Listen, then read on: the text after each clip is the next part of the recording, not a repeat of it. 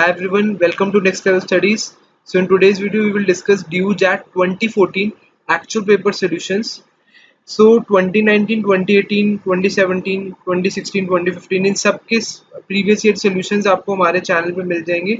नीचे प्लेलिस्ट का लिंक भी दे रखा है. उसके अलावा 2019 और 2018 में दो शिफ्ट थी, दोनों के सॉल्यूशन है.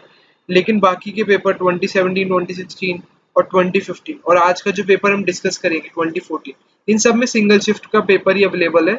सो वही हम डिस्कस करेंगे. और आज आपके 2014 में आपके 25 क्वेश्चंस है टोटल. ठीक है, सो 25 क्वेश्चन स्टार्ट कर दें. तो चैनल पे नहीं है तो चैनल को सब्सक्राइब कर लीजिएगा और बेल नोटिफिकेशन दबा दीजिएगा. सो देखते हैं पहला क्वेश्चन.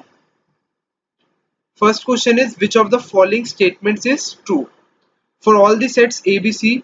आपको दो आपको इक्वल दे रखे, ये वाला इसके इक्वल है. सो आपको हर में LHS और RHS दे रखा है. सो आपको क्वेश्चन में सिर्फ ABCD ऑप्शंस दे रखे थे. ये जो मैंने आपके सामने वेन डायग्राम दो बनाए हैं, इन दोनों वेन डायग्राम्स के मैं आपको हर एक स्टेटमेंट वेरीफाई करके दिखाऊंगा कि वो स्टेटमेंट ट्रू है या नहीं है. ठीक है, तो स्टार्ट कर लेते हैं. सबसे पहली स्टेटमेंट है for all sets A B and C A minus B minus C is equal to A minus B minus C. ठीक है, तो सबसे पहले इसका पहली स्टेटमेंट का LHS देखते हैं. पहले ब्रैकेट वाले पार्ट में फोकस करते हैं, B माइनस C. सो पहले इनको नंबरिंग दे ही देते हैं. नंबरिंग है ये A B C, सिमिलरली ये A B C. सो इसमें अगर A minus B minus C वाला पार्ट कौन सा होगा हमारा, B माइनस C, यानी कि ये वाला पार्ट है ना. ये वाला पार्ट हमारा B माइनस C का हो गया. और इसके बाद A उसमें से माइनस करना है. सो A माइनस करना है, यानी कि जो रिजल्टेंट फंक्शन हमारा आएगा वो आएगा ये ग्रीन वाला.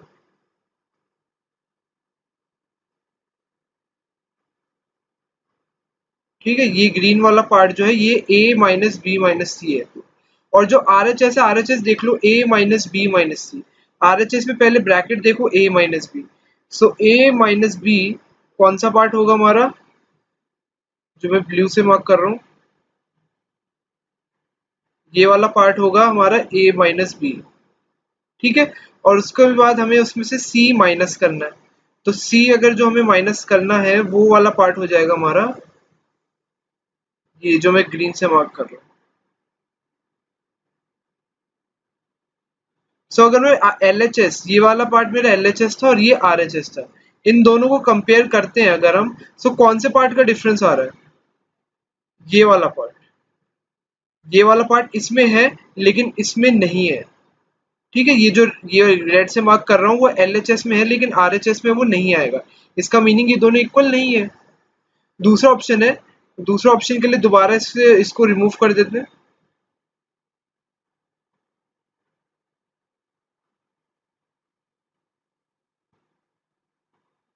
चलिए, दूसरा ऑप्शन कहता है A minus B intersection C minus B. So A minus B हमारा ये वाला पार्ट होगा, इंटरसेक्शन उसका C माइनस बी से. C माइनस बी हमारा कौन सा पार्ट होगा, C माइनस बी हमारा पार्ट होगा ये वाला. और उसका इंटरसेक्शन पूछा है तो इंटरसेक्शन में डायरेक्ट ग्रीन से ही मार्क कर देता हूँ, यही वाला पार्ट निकल कर आएगा. ठीक है, ये जो ग्रीन से मार्क कर है ये LHS है. उसके बाद दे रखा है A intersection C minus B. So A intersection C वाला पार्ट हमारा माइनस बी में यही वाला पार्ट निकल कर आएगा, क्योंकि A इंटरसेक्शन C में ये पूरा पार्ट होगा, लेकिन माइनस बी कर देंगे तो जो जितना ग्रीन मार्क कर है सिर्फ वही होगा. So LHS is equal to RHS आ गई, यानी ऑप्शन बी होगा करेक्ट आंसर. ठीक है, ऑप्शन भी यहाँ पर आ चुका है लेकिन हम बाकी में दोनों ऑप्शन भी आपको चेक करके दिखा दें. ऑप्शन भी करेक्ट आंसर है. अब देखते हैं ऑप्शन सी को स्टडी कर लेते हैं. ऑप्शन सी है for all sets A B and C A minus B intersection C minus B. So A minus B intersection C minus B, तो यही वाला पार्ट हो गया जो हमने यहाँ बनाया था, यानी कि ये वाला पार्ट कौन सा था हमारा, ए माइनस बी, ये वाला पार्ट जो हमने बनाया था. और इसको इक्वल टू करा इन्होंने ए माइनस बी यूनियन सी के, ए माइनस बी यूनियन सी. सो बी ए में से अगर हम बी यूनियन सी निकाल देंगे, सो RHS हमारा कौन सा पार्ट बनेगा, ए माइनस ये वाला पार्ट बनेगा। ठीक है, so L H S is equal to R H S तो कहीं से भी नहीं आ रहा, शेडिंग गंदी है थोड़ी, I know. So L H S is equal not equal to R H S आएगा इस पर्टिकुलर केस में, तो सी नहीं हो सकता। सिमिलरली अब मैं आपको लास्ट ऑप्शन डी दिखा देता हूँ। ये सारी चीजें मैं आपको करके दिखा रहा हूँ ताकि आपको कोई किसी भी टाइप का डायग्राम आ जाए, कोई भी वेन डायग्राम आ जाए, तो आप उसको एटलीस्ट प्लॉट तो कर पाओ। लास्ट ऑप्शन देख लेते हैं। For all sets A B and C, if A intersection C is equal to B intersection C, then A is equal to B. ये तो देखते ही पता चल रहा है बिल्कुल गलत है। इसको तो एग्जांपल मैं ऐसे ही दिखा देता हूँ आपको। अगर ए इंटरसेक्शन सी, मान लो ये ए है ये सी है, सो ए इंटरसेक्शन सी ये वाला पार्ट है हमारा, और ये बी इंटरसेक्शन सी के इक्वल है। सो मान लो कि जो बी इंटरसेक्शन सी वाला है वो मेरा कुछ ऐसा सा मेरा वेन डायग्राम है। ठीक है, सो उसका भी ये मान लो ये बी है, इसकी थोड़ी शेप वैसी सी बन गई, लेकिन ये कोई लॉजिक नहीं है हमारा कि A intersection C B intersection C होगा, सो ए बी के इक्वल होगा। सो ये मैंने दोनों एग्जांपल दिखा दिया आपको।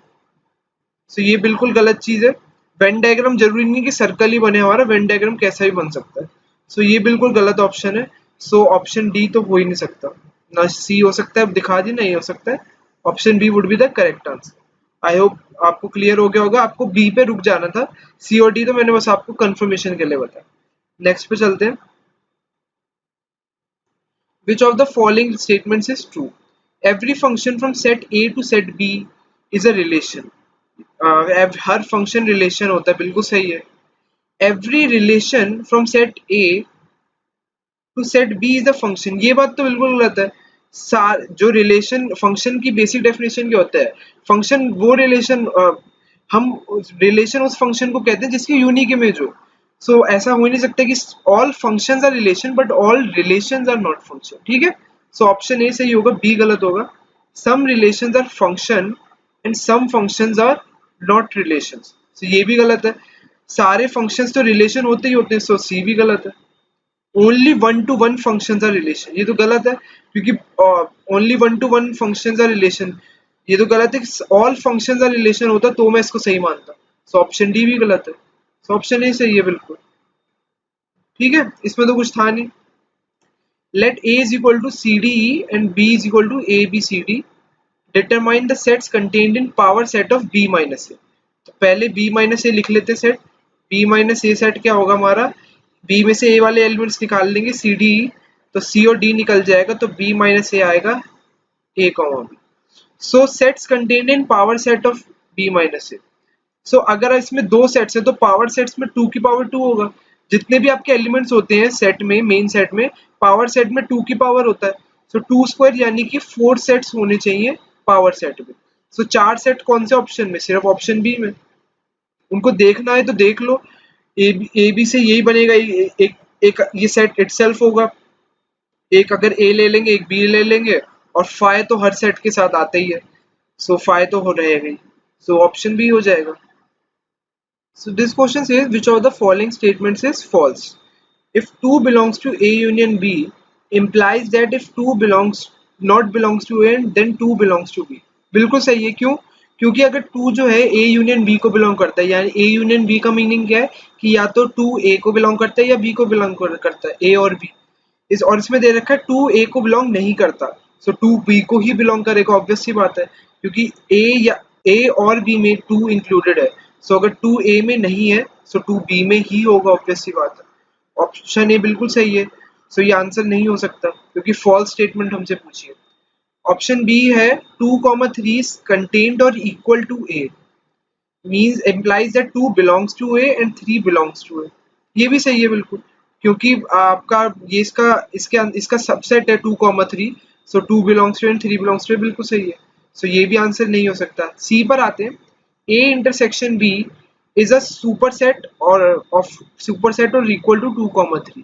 It implies that 2, 3 is superset of A and 2, 3 is a superset of B। So ये स्टेटमेंट बिल्कुल गलत है। दिखा देता हूँ आपको। मान लीजिए ये आपका A और B है, सो A इंटरसेक्शन B आपका ये वाला पार्ट है।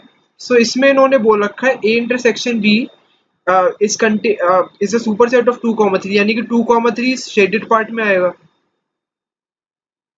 अब इन्होंने बोल रखा है कि implies that a is a subset of 2, 3। a तो उससे बड़ा है, सो वो तो चीज नहीं हो सकती ना, a is not a super subset। ठीक है, तो ये चीज बिल्कुल गलत है, ये चीज तो पॉसिबल नहीं है। And 2, 3 is super set of B. Similarly ये चीज भी बिल्कुल गलत हो जाएगी आपकी, सो ऑप्शन सी तो बिल्कुल ही गलत है। ऑप्शन डी पर आओगे, a minus B is contain or is a super set of 3 and 2 is contained or equal to B implies that 2, 3 is contained in or equal to A union B। So ये बिल्कुल सही है। अगर इसको देखोगे आप, इसका D का डायग्राम बनाओगे आप, so ये A है, ये B है, और इसमें आपको A माइनस बी आपका ये वाला पार्ट होगा। इसमें आपको दे रखा है कि 3 इसके अंदर है, सो 3 यहाँ पर है आपका, और 2 जो है आपका B के अंदर है, 2 यहाँ पर है। implies that 2, 3 is in A union B। बिल्कुल सही है, सो ऑप्शन डी भी सही है, सो ऑप्शन सी आंसर होगा क्योंकि ये वो गलत था हमारा। नेक्स्ट पे चलते हैं। तो this question says let r is equal to x comma Y, X square plus Y square आपको 1 दे रखा है, X Y belongs to r, be a relation in r which among the following about the relation r is true.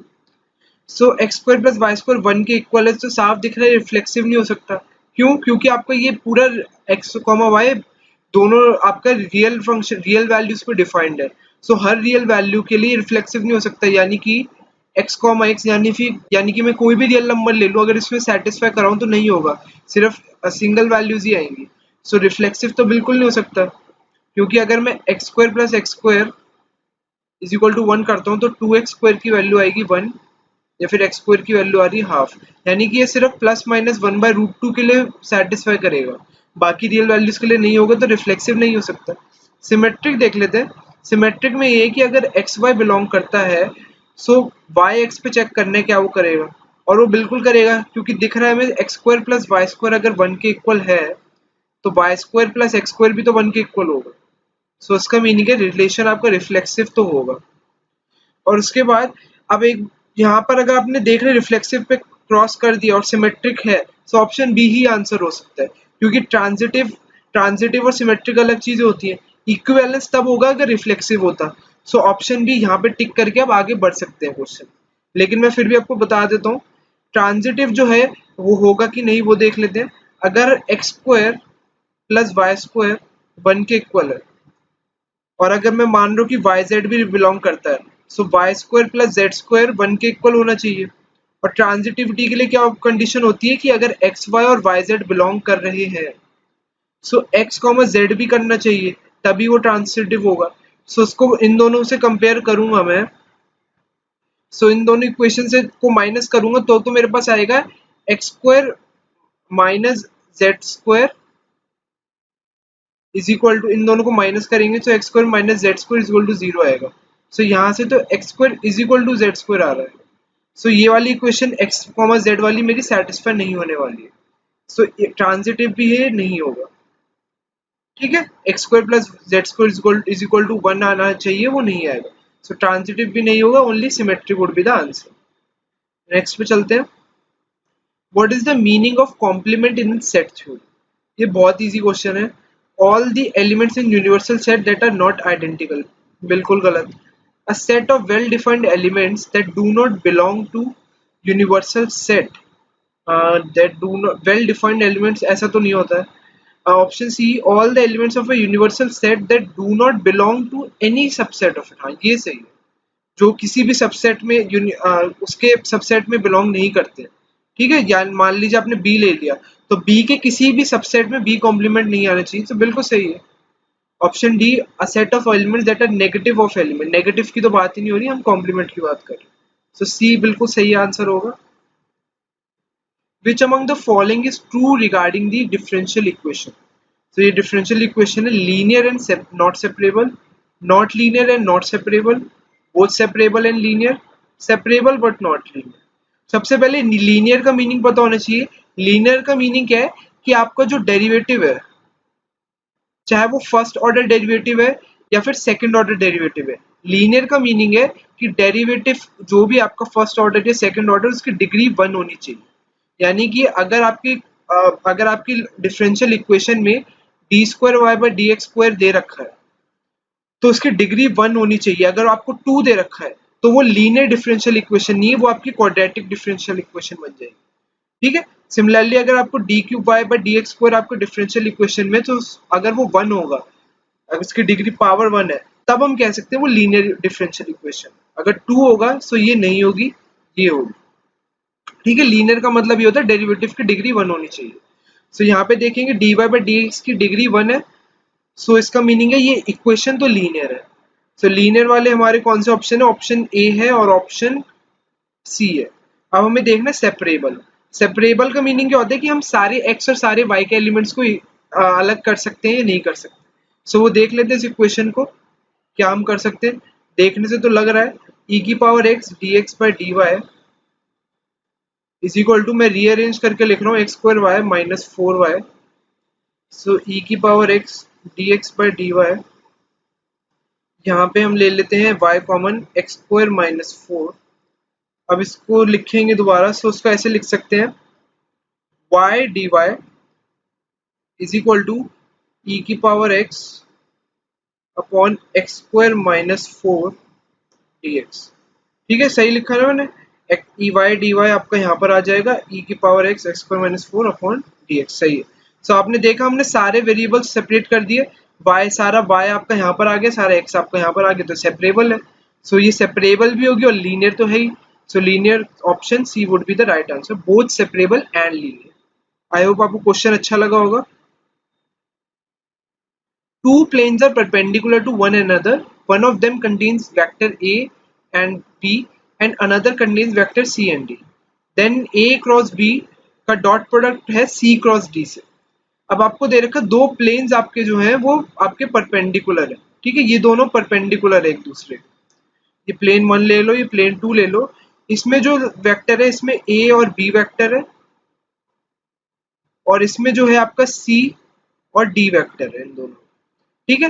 अब आपको पूछा है ए cross B. अब जो ए क्रॉस बी वेक्टर बनेगा आपका, सिंस ये दोनों परपेंडिकुलर है, अब ए क्रॉस बी जो वेक्टर बनेगा वो P1 प्लेन का परपेंडिकुलर होगा। ए क्रॉस बी वेक्टर जो होगा would be perpendicular to P1 plane.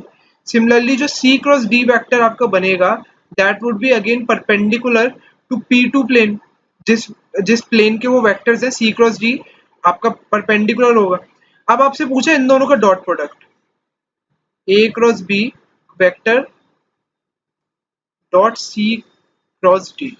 अब ये दोनों आपस में भी परपेंडिकुलर होंगे, ए क्रॉस बी और सी क्रॉस डी, क्योंकि इनके रिस्पेक्टिव प्लेन्स भी परपेंडिकुलर है।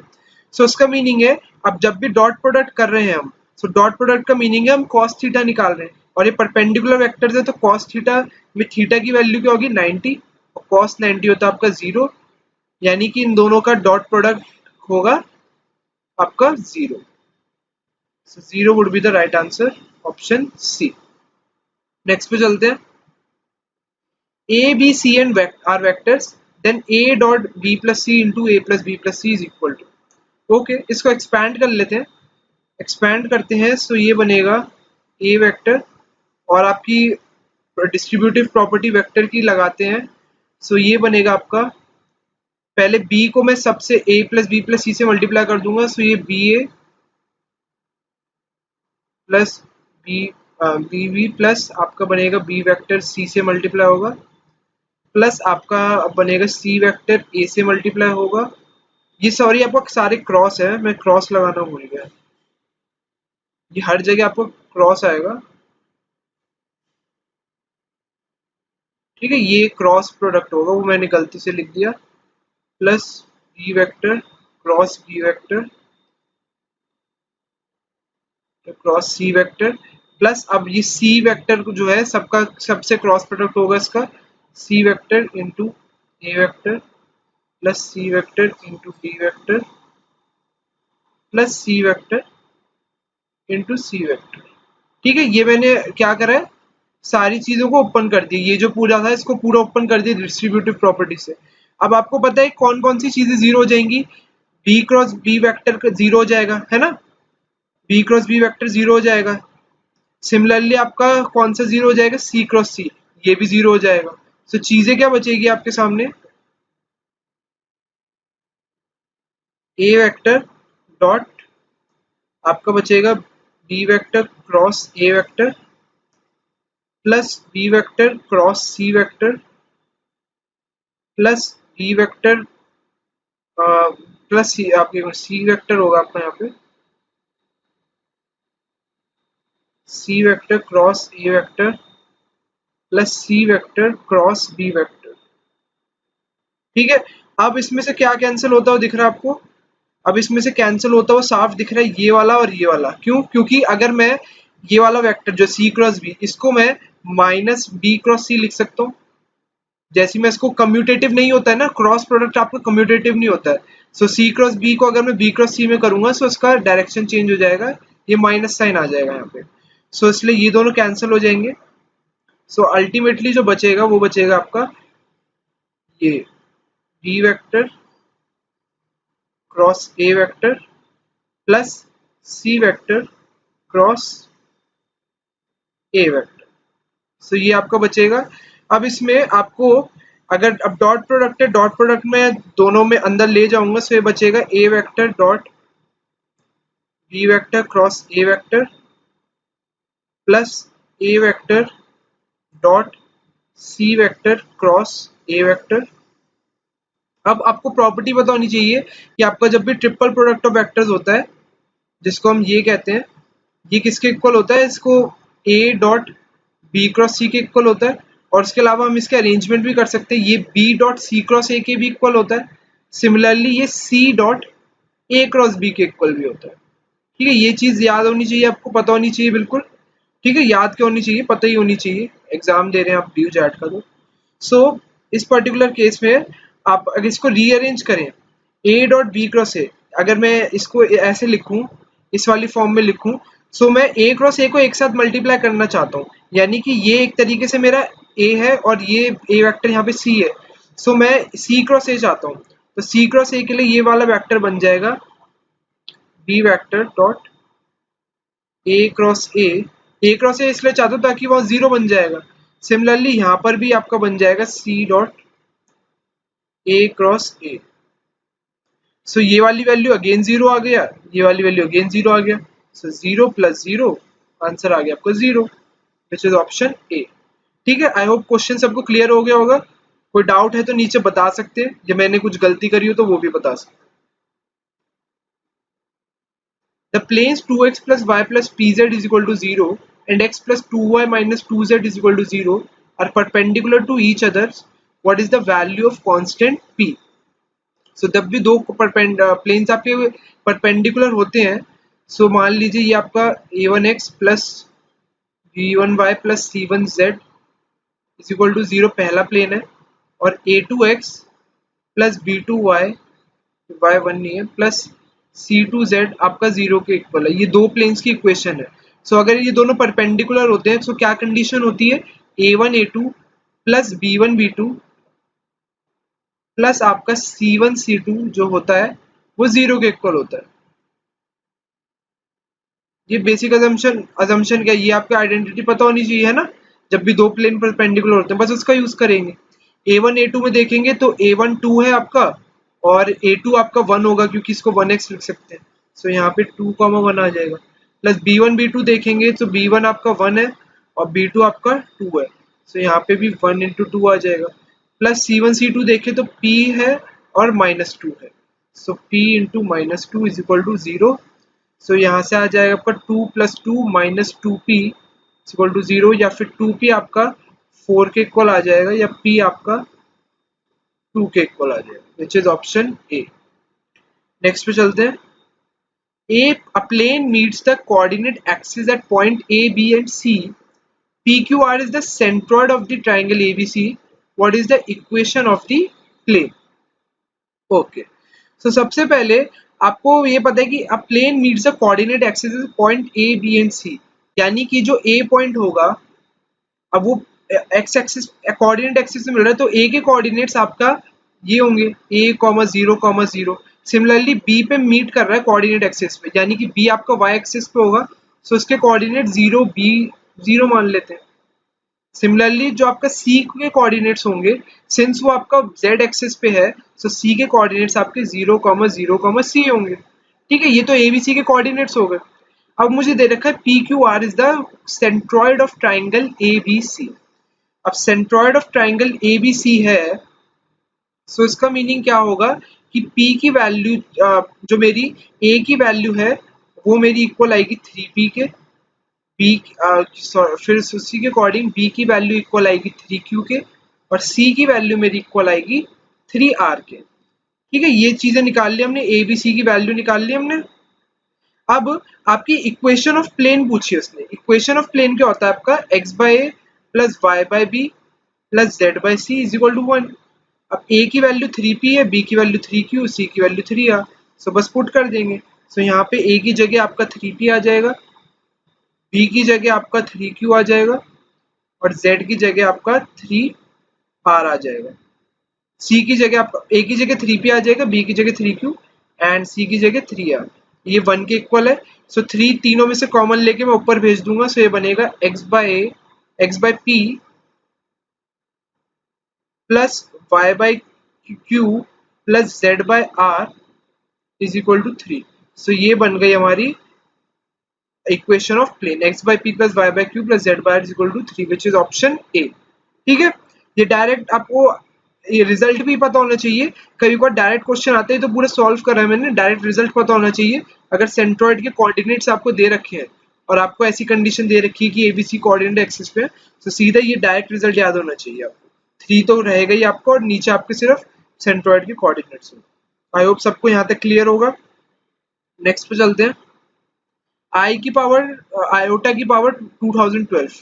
सिंपल है गाइस, आयोटा की पावर 1 जो होता है वो √-1 होता है, आयोटा स्क्वायर जो होता है वो -1 होता है। इसका दोबारा स्क्वायर करेंगे सो आयोटा की पावर 4 1 होता है। सिंपल। सो 2012 क्या है, आयोटा की पावर 2012 है आपका, आयोटा की पावर 4, और यहाँ पे कितना आएगा आपका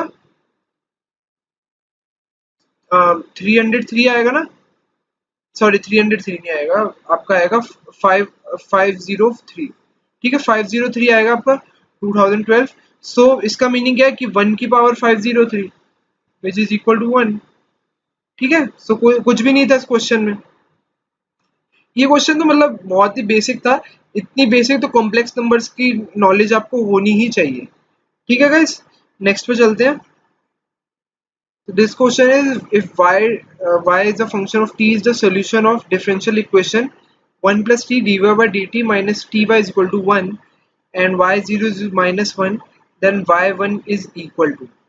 So ये सिंपल ऐसे एनसीईआरटी में आपने काफी क्वेश्चंस करे हुए हैं। सो मैं ऐसे आपको वही जो बेसिक सोल्यूशन होता है वही बताऊंगा आपको। मेरे पास इसकी कोई शॉर्ट टेक्निक नहीं है, किसी के पास हो तो कमेंट से बता सकता है। देख लेते हैं।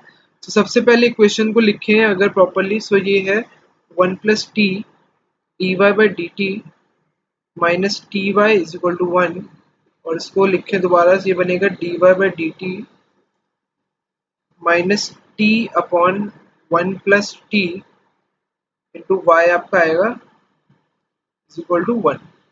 ठीक है, सो इस वाले पर्टिकुलर इक्वेशन में अगर हम p निकालें, आपको जनरल इक्वेशन फॉर्म पता होगी इक्वेशन की। सो अगर हम p निकालेंगे, सो p की वैल्यू आपकी आएगी minus T upon 1 plus T, और q की वैल्यू यहाँ पर भी भूल गया मैं, यहाँ पर भी 1 प्लस टी आएगा आपका। सो q की वैल्यू यहाँ पर आएगी आपकी 1 अपॉन 1 प्लस टी। अब हम क्या करेंगे, अब हम इंटीग्रेटिंग फैक्टर निकालेंगे। इंटीग्रेटिंग फैक्टर जो होता है आपका वो होता है e की पावर क्या होता है p dt, dx नहीं होगा क्योंकि हम यहाँ पे विद रिस्पेक्ट टू t कर रहे हैं सारी चीजें। सो e की power integration of minus minus को बाहर रख लेते हैं, so t upon 1 plus T D T is equal to, अब यहाँ पे e, एक मिनट, हाँ यहाँ पे लिखेंगे e, और माइनस आपका बाहर चल रहा है। अब इसमें हम अगर 1 प्लस टी को भी ऊपर बना लेंगे तो ये बनेगा 1 plus T minus 1 upon 1 plus T D T is equal to E की पावर माइनस, ये बन जाएगा 1 माइनस 1 अपॉन 1 प्लस टी। ठीक है, 1 plus T upon 1 plus T 1 बन गया, और ये होल है डी टी। अब इसको आगे फर्दर सॉल्व करने के लिए हम e की पावर, अब माइनस साइन को अंदर ले जाएंगे, सो माइनस साइन आपका दे देगा 1/1 plus T minus 1 D T is equal to आपका बनेगा e, अब 1/1 प्लस टी का बनेगा आपका इंटीग्रेशन लॉग 1 प्लस टी, है ना, और माइनस 1 का बन जाएगा आपका सिंपली t। सो उसको मैं लिख सकता हूँ e log 1 plus T into E की पावर माइनस टी, है ना, क्योंकि वो माइनस टी वो आपका एडिशन में ये माइनस टी, तो उसको मैंने अलग से लिख लिया। सो ई से लॉग आपका कैंसिल हो जाएगा, सो आपका बनकर आएगा integrating factor 1 plus T into E की पावर माइनस टी। ठीक है, ये आपका पूरा आ गया इंटीग्रेटिंग फैक्टर। अब आगे चलते हैं क्वेश्चन में। अब आपको पता है इंटीग्रेटिंग फैक्टर आ गया, अब आपकी इक्वेशन क्या होती है, y into integrating factor is equal to integrating factor into Q D T plus C होता है आपका।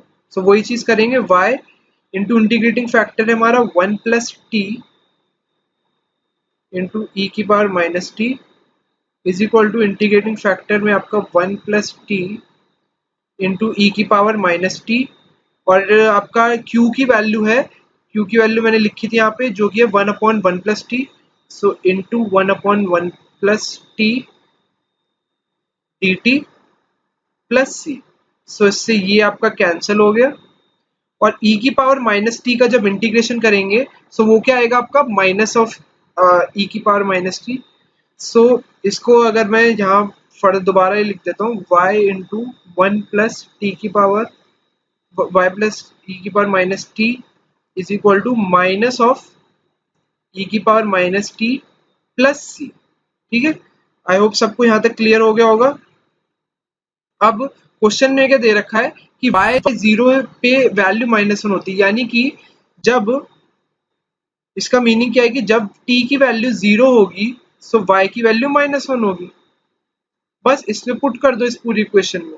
सो इक्वेशन में पुट करेंगे, सो y को मैं -1 पुट कर देता हूँ, t को मैं 0 पुट कर देता हूँ, ये e की पावर 0 बन जाएगा is equal to minus E, T को मैंने 0 पुट कर दिया है, प्लस सी।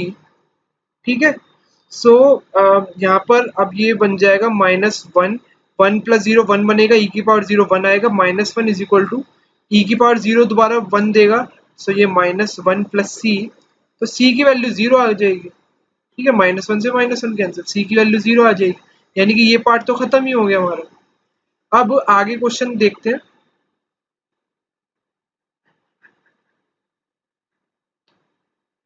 आगे हमें दे रखा है, अभी अब हमें निकालना है y की पावर y की वैल्यू निकालनी है जब t 1 होगा। ठीक है, y1 निकालना है हमें।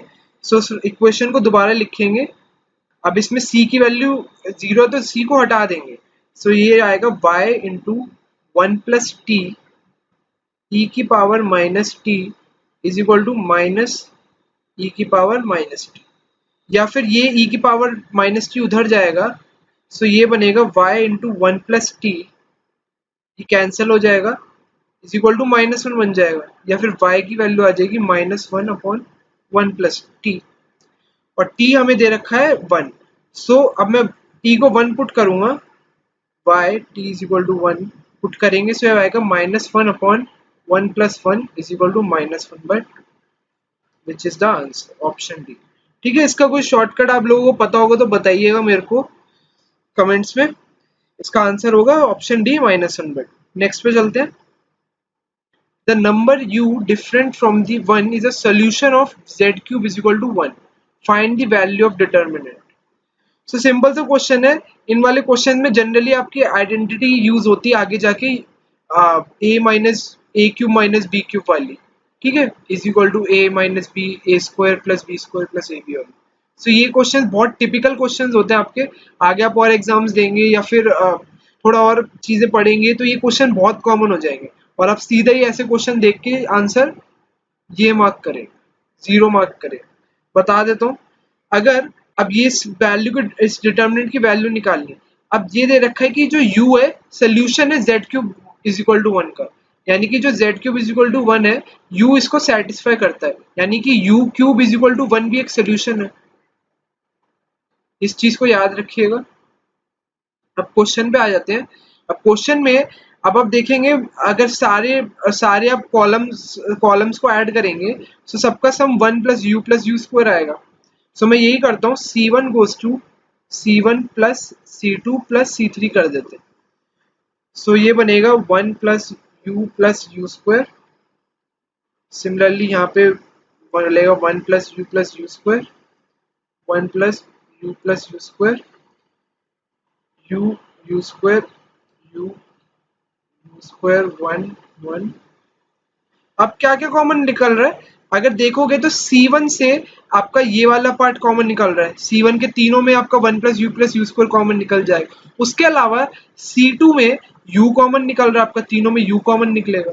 सो इसको मैं इक्वल कर सकता हूँ u इंटू 1 + u+u², और अंदर का जो डिटर्मिनेंट बचेगा वो बचेगा 1 1 1 1 u 1 u² 1 1। अब क्या कर सकते हैं, अब तो सिंपल इतने सारे एलिमेंट्स 1 बन गए। सिंपली एक ऑपरेशन लगा दो। क्या ऑपरेशन लगाओगे, row 1 goes to row 1 minus row 3, row 1 goes to row 1 minus row 3। बस अब ये डिटर्मिनेंट क्या बन जाएगा, u इंटू 1 + u+u², और रो 1 आपकी बन जाएगी 0 0 u² -1 1 u 1 1 1 1। बस अब क्या करेंगे, simply expanding along R1 expand करेंगे इसको। सो ये वैल्यू पूरी बनेगी 1 + u+u², और u² -1 आपका आएगा u² -1, और अंदर आपका आएगा 1 - u। ठीक है, 1 - u आएगा। अब एक चीज देखो, अब अगर इस वाली चीज को, जो दो मैं मार्क कर रहा हूँ, एक इस वाले ब्रैकेट को देखो और एक इस वाले ब्रैकेट को देखो। अब 1 - u और 1 + u+u², ये किसके इक्वल होगा, अभी जो मैंने आपको ऊपर चीज बताई है पूरी, ये इक्वल होगा आपका 1³ - u³ के इक्वल गाइस। ठीक है, जो मैंने चीज बताई थी, यानी कि ये 1 - u³ के इक्वल होगा। और आपको मैंने भी बताया था u³ की वैल्यू 1 है, यहाँ पे सर्कल करके बताया था। सो इसका मीनिंग है कि इन दोनों को अगर मैं कंबाइन कर दूं, तो यहाँ से वैल्यू बनेगी 1 - u³, और बचा हुआ ये वाला u और ये वाला u² -1, और 1 - u³ में u³ को 1 डाल देंगे तो ये तो पूरा 0 ही बन गया। सो आंसर आपका ऑप्शन ए। ठीक है, इजी क्वेश्चन था, कुछ भी नहीं है, मतलब प्रैक्टिस आपने करी होगी तो ये 0 एकदम देखते ही टिक करोगे। नेक्स्ट पे चलते हैं। विच of the following is a relative major. अब रिलेटिव मेजर की डेफिनेशन क्या होती है, वो ऐसी क्वांटिटी जो आपको या तो रेशियो या परसेंटेज रिप्रेजेंट कर रहा हो, या तो रेशियो या फिर परसेंटेज, किन्हीं भी दो क्वांटिटी का कोई रेशियो बता रहा हो तो वो रिलेटिव मेजर होता है। सिमिलरली किन्हीं भी दो क्वांटिटीज का कोई भी परसेंटेज निकाल रहा हो, सो वो आपका रिलेटिव मेजर होता है। अब मीन देखेंगे, मीन किसी का नहीं होता, स्टैंडर्ड डेविएशन भी नहीं होता, वेरिएंस भी नहीं होता, लेकिन कोफिशिएंट ऑफ वेरिएशन होता है।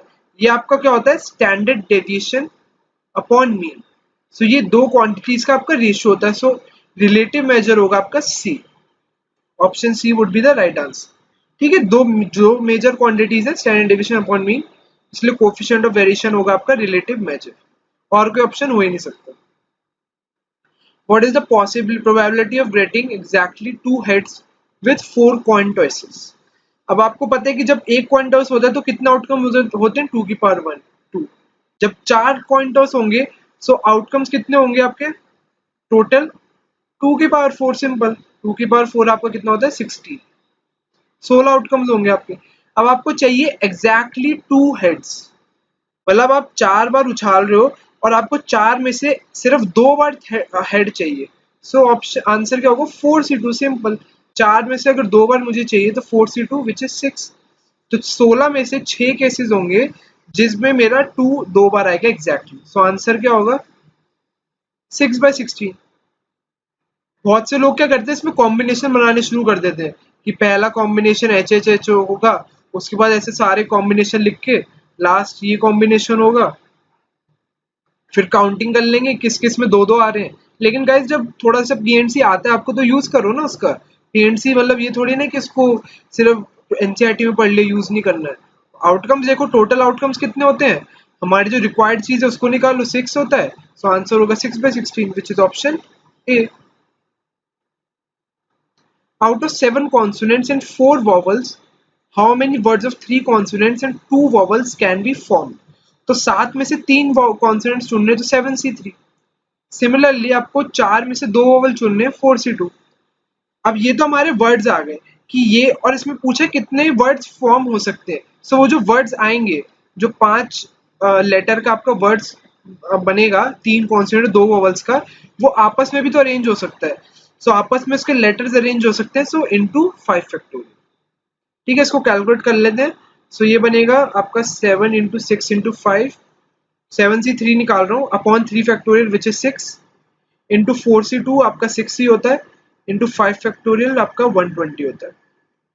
सो यहाँ से ये कट गया आपका, सो ये आएगा आपका 35 इंटू 6 इंटू 120, या फिर इसको कर सकते हैं 126 होता है 720 इंटू 35। ठीक है, 720 इंटू 35। अब आप ऑप्शंस में जाएंगे, सो ऑप्शन ए नहीं हो सकता, बहुत छोटी वैल्यू है, ऑप्शन बी नहीं हो सकता, बहुत छोटी वैल्यू है। अब ऑप्शन या तो सी होगा या डी होगा। अब उसके लिए बेस्ट तरीका क्या है, हमें दे रखा है कि एक जीरो को इग्नोर कर देते हैं, हम सिर्फ निकालते हैं, अगर जीरो को इग्नोर कर देंगे सो आंसर में हमारे एक कम जीरो आएगा। तो 2520 है, 2140 में हमें देखना है। सो 35 इंटू 72 कर देते हैं। सो 35 इंटू 72 करेंगे, सो पहले 72 इंटू 30 कर देते हैं।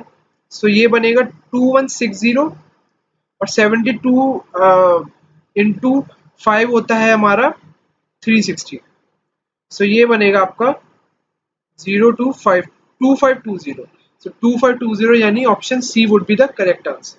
ठीक है, सो जब भी ऐसा मल्टीप्लीकेशन आई, आपको पूरी करने की जरूरत नहीं है। जनरली 72 इंटू 35 है, तो 72 इंटू 30 कर लो, फिर 72 इंटू 5 कर लो, वो चीज आसान रहती है। ठीक है, मैं भी सोच रहा था पहले ऐसे करूं, फिर लगा कि ज्यादा टफ नहीं है, तो सिंपली वैसे कर लो। सो कैलकुलेशन पे आपको काम करना पड़ेगा गाइस।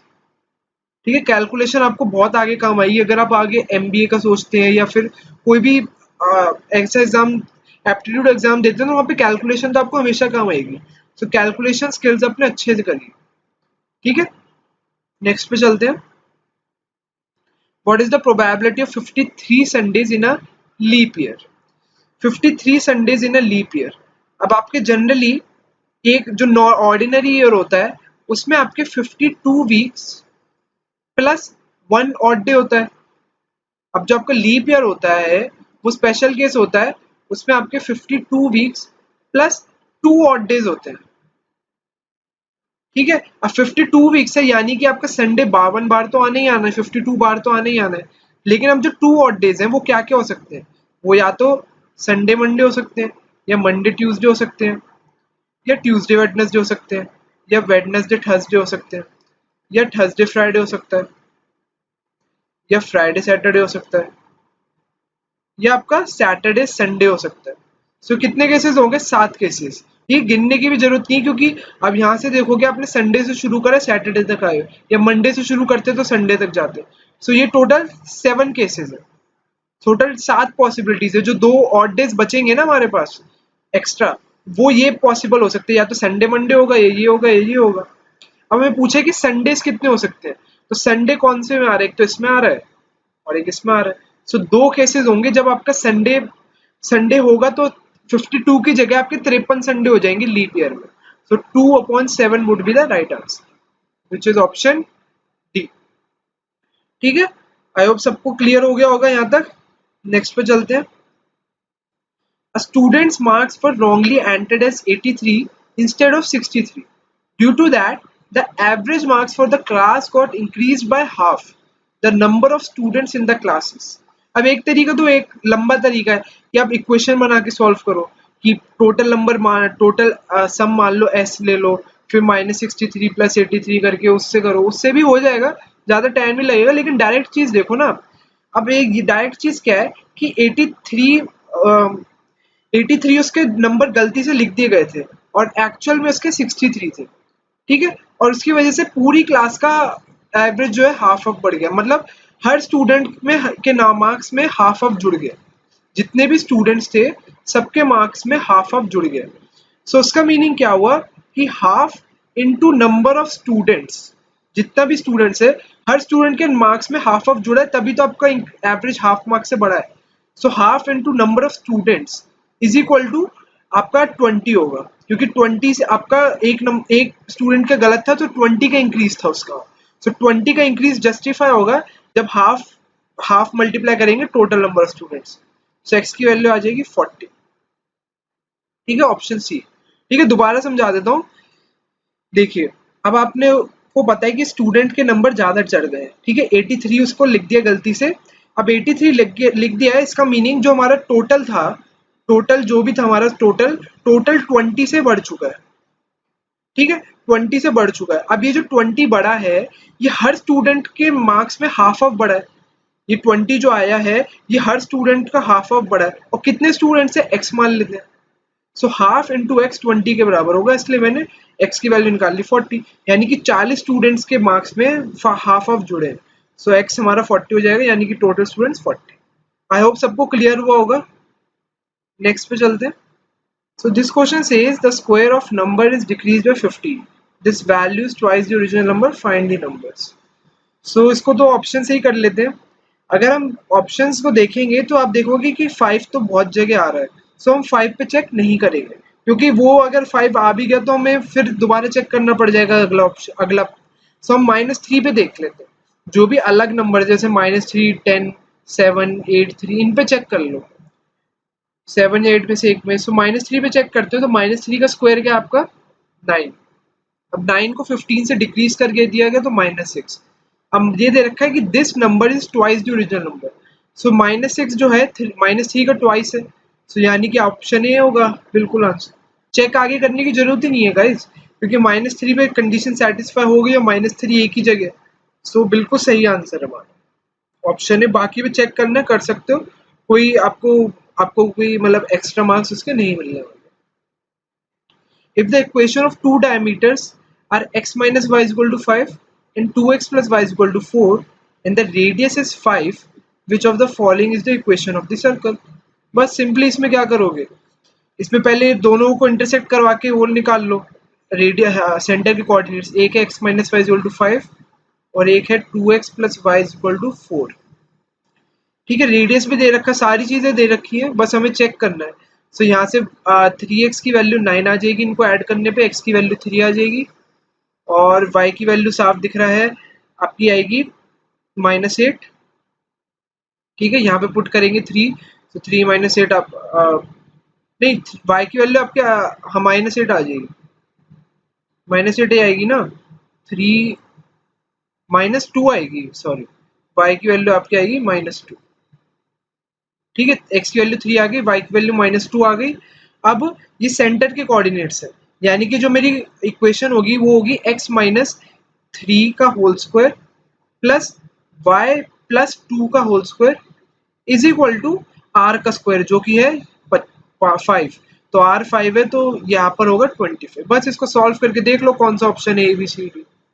सो सॉल्व कर लो, ये बनेगा x² -6x + 9 + y² + 4y + 4 equal to 25। सो अब यहाँ पे देख लो -6x तो सब में आ रहा है, यहाँ से +4y, ये देखो -6x आ रहा है, इसमें +6x है, डी में तो इसको हटा दो। सिमिलरली +4y है, +4y आपका आना चाहिए, इसमें ऑप्शन डी नहीं हो सकता, मतलब यहाँ से हम एलिमिनेट नहीं कर सकते। मैं ये देख रहा था कि यहाँ तक करने के बाद ऑप्शन कोई एलिमिनेट हो रहा है तो सॉल्व भी कर लेते हैं। ये बनेगा आपका x² -6x + y² + 4y is equal to 25 - 13 is equal to 12। बस देख लो कौन सा ऑप्शन बन रहा है, कौन सा ऑप्शन है, x² -6x प्लस ये वाला ऑप्शन, ऑप्शन बी। ठीक है, option B would be the right answer. Next पे चलते हैं। इजी था क्वेश्चन, 1 मिनट का क्वेश्चन लगेगा हार्डली आपको। ठीक है, बिल्कुल बेसिक था, सब कुछ तो दे रखा था, सेंटर के कोऑर्डिनेट्स निकाल लिया आपने, रेडियस एज इट इज दे रखा था, सो उसमें कुछ डिफिकल्ट था नहीं। तो ये वाला क्वेश्चन देख लेते हैं। लिमिट x टेंड्स टू, ये टेंड्स टू है, infinity 4 minus x square upon X square minus 1 is equal to. So इस क्वेश्चन करने के दो तरीके, ठीक है, दोनों तरीके बता देता हूँ। पहले तरीके में आपको दिखेगा अगर आप इन्फिनिटी पुट करोगे सो ये इन्फिनिटी बाय इन्फिनिटी की फॉर्म बन जाएगी। सो इसका मीनिंग आपको जब भी 0/0 या इन्फिनिटी बाय इन्फिनिटी की फॉर्म बनती है, आप क्या करते हैं, एल हॉस्पिटल, बस वो लगाएंगे आप। सो एल हॉस्पिटल आप लगाएंगे, सो ये बनेगा limit x tends to infinity. So 4 minus x square का डिफरेंशिएशन करेंगे with respect to x, so ये बनेगा -2x और नीचे आपका बनेगा 2x। सो इससे ये कैंसिल हो जाएगा, सो आंसर आपका आएगा -1। ठीक है, -1 ऑप्शन डी। ये तो पहला तरीका हो गया। दूसरा तरीका क्या है, दूसरा तरीका ये है, अगर आपको पता है कि limit x tends to infinity है, अगर x इन्फिनिटी को टेंड कर रहा है सो 1/x किसको टेंड करेगा, 0 को, सिंपल। सो मैं क्या करूंगा, न्यूमरेटर और डिनोमिनेटर दोनों को x स्क्वायर से डिवाइड कर देंगे। सो ये बनेगा 4/x स्क्वायर माइनस 1 और नीचे बनेगा 1 माइनस 1/x स्क्वायर। अब लिमिट पुट कर देंगे, यानी कि 1/x 0 को टेंड करेगा, यानी कि ये वाला पार्ट और ये वाला पार्ट ये दोनों 0 हो जाएगा। सो आंसर आएगा -1/1 विच इज इक्वल टू -1। तो दोनों तरीके आंसर -1 ही आएगा आपका।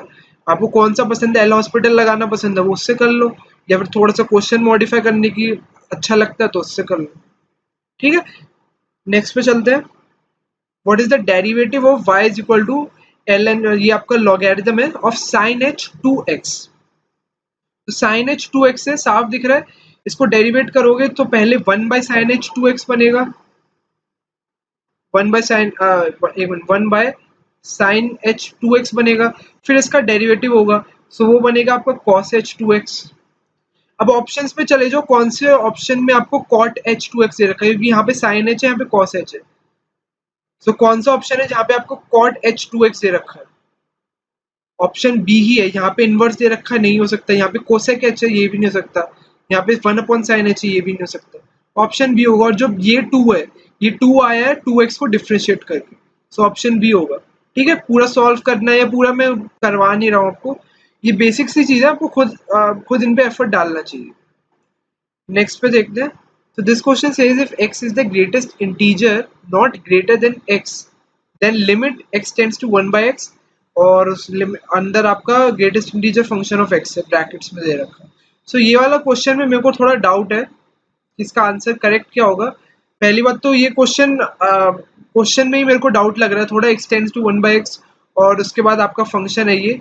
सो ये वाला क्वेश्चन आप एक बार खुद ट्राई करिएगा और कमेंट्स में बताइएगा कि इसका करेक्ट आंसर क्या होना चाहिए। ठीक है, मुझे क्वेश्चन पे डाउट है थोड़ा सा, इसके करेक्ट आंसर है, और इसका जो जहाँ से आंसर मैंने देखा था करेक्ट आंसर इसका 0 दे रखा है, लेकिन इसकी ऑफिशियल आंसर की मेरे पास नहीं है। सो ऑफिशियल आंसर की नहीं है तो मैं इस क्वेश्चन पे थोड़ा श्योर नहीं हूँ। सो आप एक बार बताइएगा कमेंट्स में इसका आंसर क्या हो सकता है। नेक्स्ट पे चलते हैं। So in this question you have to do the integration of 1/x √36x² - 4।